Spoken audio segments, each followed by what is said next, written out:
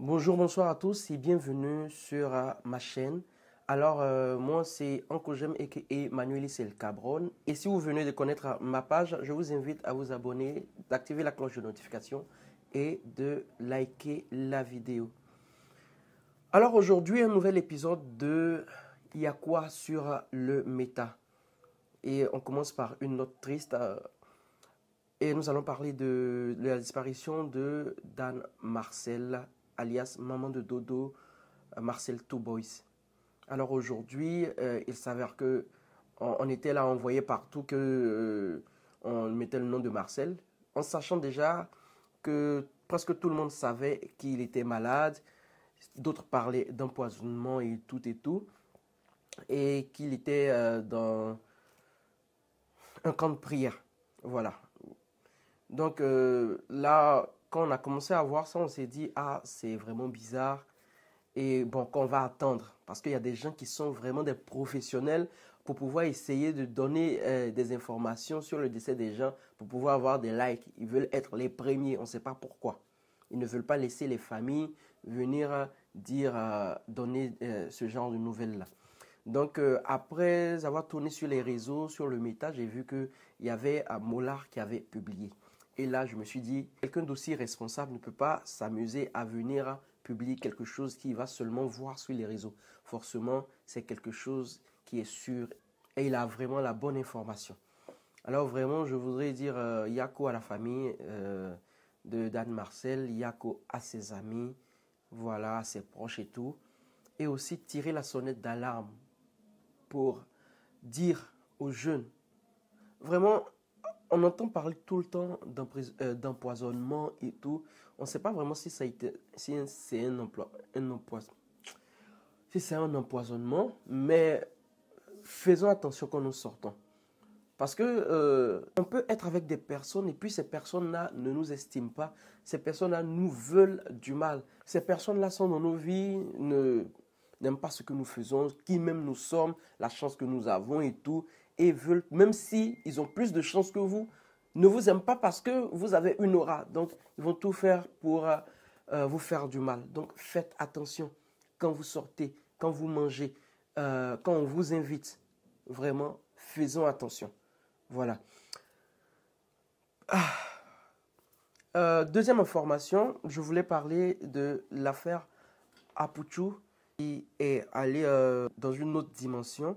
Et là, il y a un autre communiqué qui est sorti avant-hier où on a eu deux autres noms. C'est-à-dire, avant, il y avait trois noms, Apuchu, le vendeur de voitures, et Lionel PCS. Mais là, il y a deux autres noms qui se sont ajoutés. Là, actuellement, déférés, ils ont été mis en prison. Il y a d'autres qui parlent de la MACA, qu'ils ont été mis à la MACA le temps qu'il y ait déjà plus de preuves pour pouvoir commencer les auditions et tout. Et là, c'est vraiment compliqué parce que tant qu'ils n'ont pas toutes les preuves, ils seront là-bas. Alors là, nous sommes dans une affaire économique, c'est-à-dire le procureur de la République qu'on connaît n'est plus en charge de cette affaire-là. C'est plutôt un autre procureur qui est spécialisé dans les délits et crimes économiques. Je vais vous lire, on dit, ce 14 novembre 2024, Agbré Stéphane alias Apuchu National, Fofana Aboulaye, Akobe Léonel alias Lionel PCS, Dofou Aristide et Sidibé Kader ont été déférés au parquet près le pôle pénal, économique et financier. À partir du deuxième paragraphe, on nous dit une information judiciaire a été ouverte à leur encontre avec mandat de dépôt pour des faits d'infraction à la réglementation des relations financières extérieures des États, de blanchiment de capitaux, de prise de paris illicites sur les réseaux de communication électronique et de transfert d'argent dans le cadre de jeux d'argent illicite sur les réseaux de communication électronique. Quand on parle d'activité illégale et que la justice a décidé d'ouvrir une enquête approfondie, ça a été, ces personnes-là, par exemple, les 5 ont été envoyés directement en prison pendant que l'enquête continue, comme je l'ai dit plus tôt, parce que les accusations sont vraiment graves et lourdes. Il ne s'agit plus vraiment d'un seul pays parce que le truc, ça prend en compte lui et moi au fait. On nous dit ici en un, infraction à la réglementation des relations financières entre États. Cela veut dire que ces 5 personnes-là ont contribué à déplacer de l'argent, des capitaux d'un pays à un autre dans l'UEMOA ou peut-être même en dehors de l'UEMOA par des moyens interdits par la loi. Il s'agit ici d'envoyer de grosses sommes d'argent. Ici, ces sommes-là se chiffrent en centaines de millions.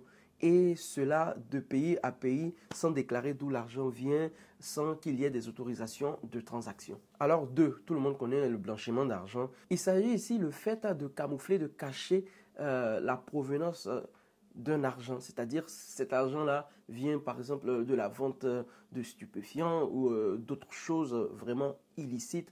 Et on fait croire que ça vient par exemple d'un business, d'un restaurant, d'un café, d'une boîte de nuit, etc.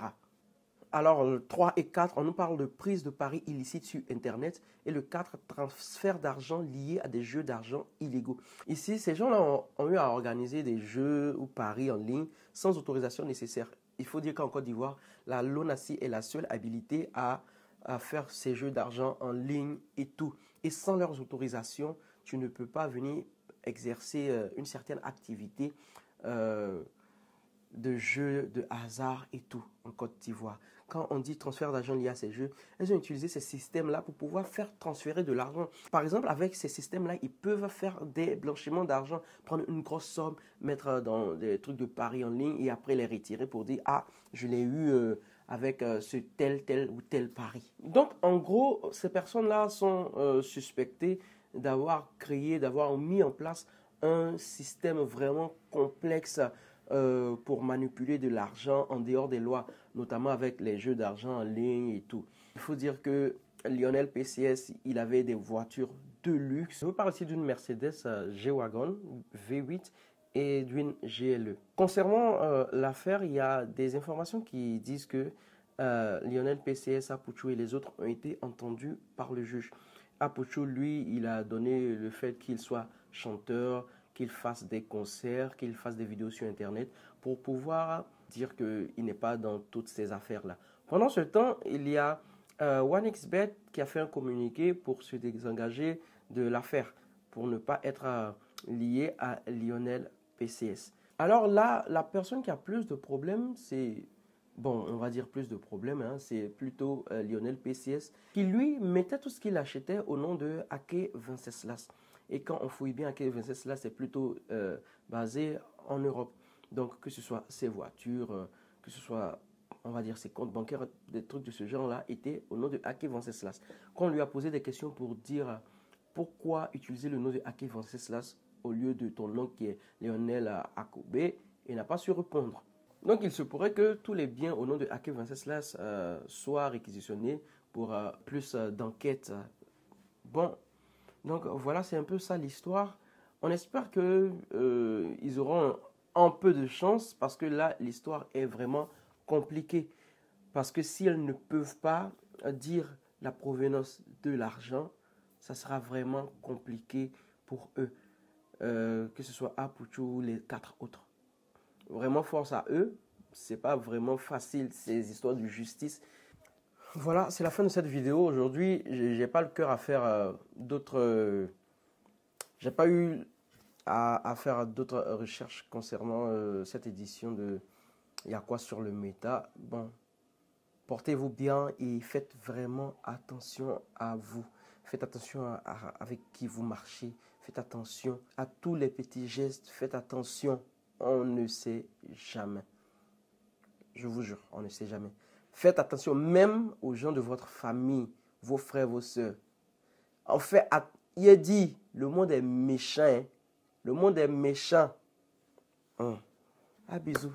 Portez-vous bien et voilà, on se dit à demain pour une autre édition de Il y a quoi sur le méta. Comme je vous ai dit, je vais faire mon possible pour pouvoir faire une vidéo par jour pour vous donner les actualités sur la toile et tout. Bisous et à la prochaine.